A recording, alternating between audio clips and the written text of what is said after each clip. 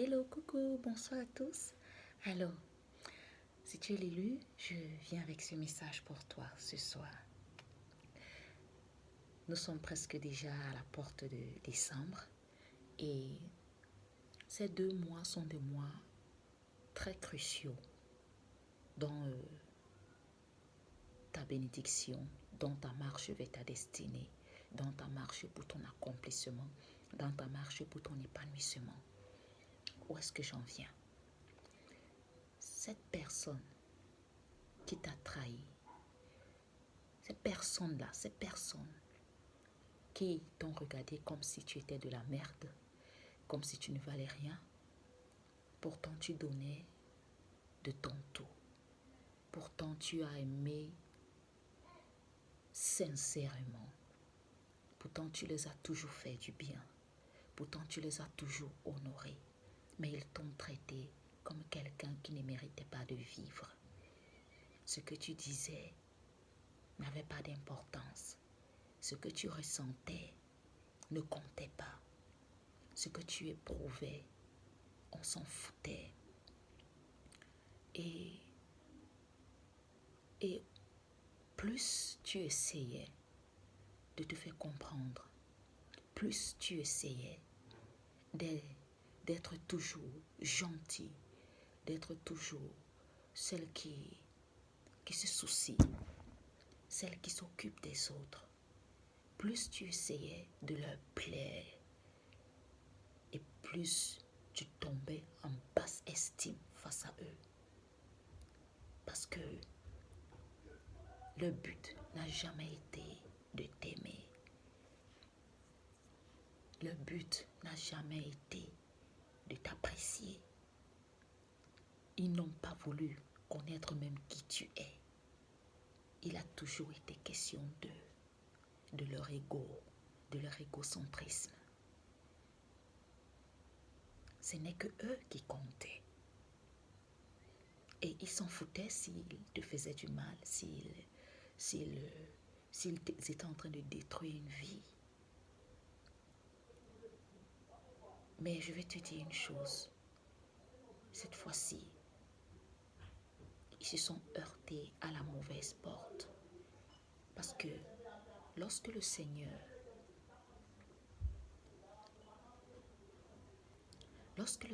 veut mettre fin à la méchanceté des hommes, à la méchanceté d'un tyran, il le pousse à commettre une erreur. Et cette erreur, c'est de faire du mal à son élu. La Bible dit dans le livre d'Esther qu'il y avait un homme appelé Mardochée et un autre appelé Haman. Haman avait tout.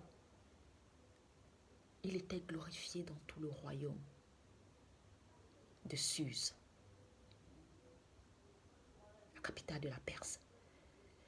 Mais il y a une chose, il haïssait les enfants d'Israël parce que Haman était Amalek.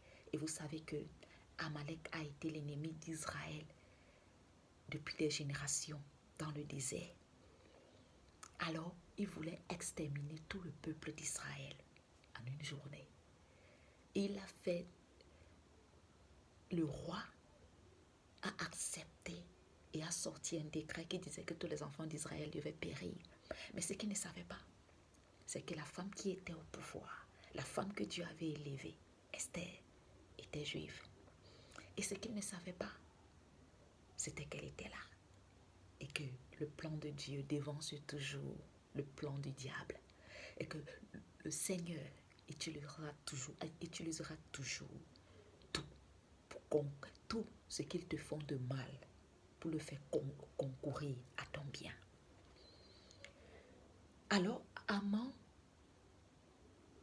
a décidé d'exterminer le peuple de Dieu. Et ce qu'il a fait, c'est qu'il a essayé de tuer Mardochée. Mardochée qui était l'oncle d'Esther. Et voilà d'où sa perte vient. Parce qu'il a essayé de tuer un homme juste. Il a essayé d'outrager un homme juste. Il a essayé d'outrager le peuple de Dieu. Voilà d'où sa perte vient. Il est monté au pouvoir par des ruses, par des stratagèmes, en faisant du mal, en trahissant, en tuant. Parce que c'était tellement si facile pour lui de tuer, tellement si facile pour lui de monter des coups pour éradiquer toute une race, tout un génocide en une journée. Alors, c'était facile pour lui de penser que tu es juste une proie parmi tant d'autres, une proie entre guillemets bien sûr, parmi tant d'autres, et que quand il t'aura écrasé, quand il t'aura détruit, quand il t'aura tué, il passera à autre chose et puis voilà, comme tout libre. Mais laisse-moi te dire, l'élu, tu es intouchable. La personne qui touche à ta vie, le Seigneur ne le laissera pas partir impunément. Ah oui, il rendra compte. Et c'est ce qui est déjà en train de se passer. Il s'est rendu compte que tu étais la pièce maîtresse qui lui donnait du succès, de la valeur. Quand il était dans la réussite, il s'est dit que ça venait de lui. Mais c'était toi l'élu. Parce que le Seigneur t'a donné cette grâce. Que tout ce que tu touches, tu le transformes en or. Tout ce que tu fais prospère. Joseph dans la maison de Potiphar, lorsqu'il est arrivé, Potiphar a vu ce don à Joseph. C'était lui. Et il a donné tout, il a investi Joseph de tous les pouvoirs de sa maison, afin que Joseph gère tout comme si c'était lui. Parce que les gens qui ne reconnaissent pas ta grâce, la grâce que tu as dans ta vie, les gens qui ne te respectent pas, les gens qui ne te valorisent pas, quiconque reçoit un prophète en qualité de prophète reçoit une récompense de prophète. Mais celui qui méprise un prophète ne peut pas recevoir la grâce qui est dans sa vie.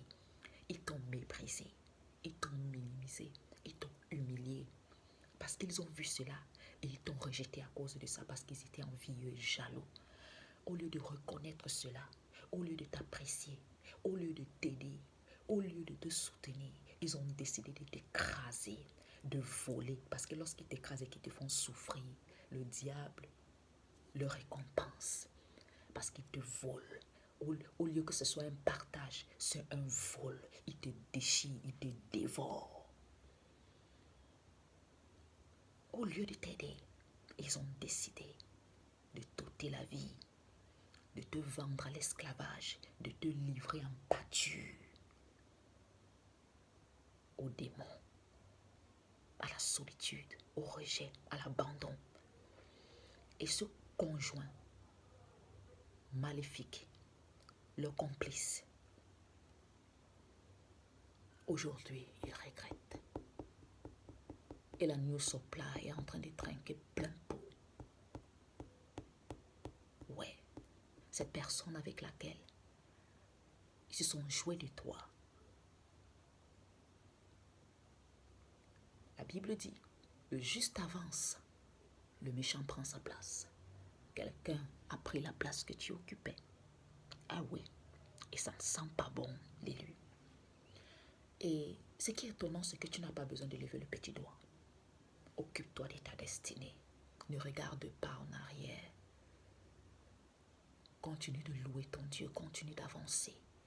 Et là où tu sens que le Seigneur ne t'a pas encore béni, garde la patience, garde la persévérance, la foi. Continue d'avancer dans l'assurance que ton Dieu t'aime. Parce qu'il t'aime. Parce qu'il t'aime. D'où tu sors, un être humain ne sort pas de là.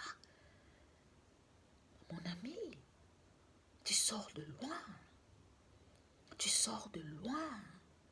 Alors, je vais te dire que ces 2 derniers mois de l'année sont des mois cruciaux. Parce qu'ils veulent essayer de te ramener en arrière. Ils se sont rendus compte que c'était toi la perle, en fait. Ah ouais, c'était toi la perle.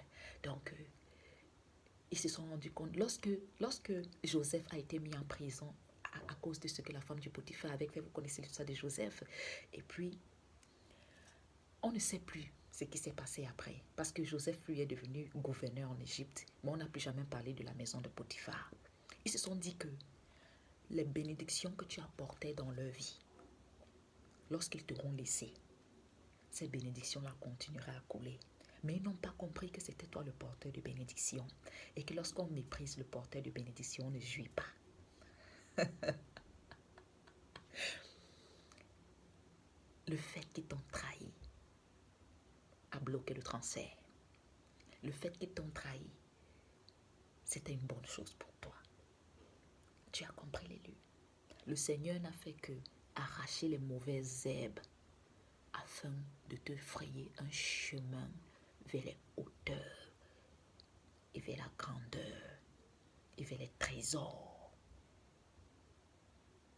des personnes de bien. Le Seigneur lui a donné l'or et il a décidé de jeter l'or pour ramasser la boue. Quelle que soit la manière dont tu arrangeras le lit, quelle que soit la manière dont tu feras le ménage dans ta maison, et quelle que soit la beauté de ta maison et de tes sièges, si tu amènes un porc et de venir s'asseoir sur tes chaises, et que tu lui donnes des plats en or, et que tu lui donnes des fourchettes en or, et que tu lui fasses des couverts, et que tu lui fasses un dîner aux chandelles,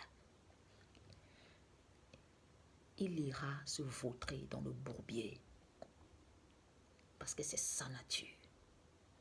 Donc l'élu, ce n'est pas à cause de toi. Je vais te dire aujourd'hui de ne plus te culpabiliser, de ne plus laisser les pensées de culpabilité t'assaillir, t'outrager. Lorsqu'elles viennent, tu dis au nom de Jésus, le sang de Jésus, je suis libre, je suis guéri. Est-ce que tu m'entends? Pardon, c'est le moment pour toi d'être heureux. Et être heureux, c'est choisir de l'être. Et le Seigneur t'offre cette opportunité. Tout le monde n'est là pas. Sois heureux. Loin de ces gens qui n'ont fait que te rendre la vie misérable. Loin de cette meute qui n'a fait que te rendre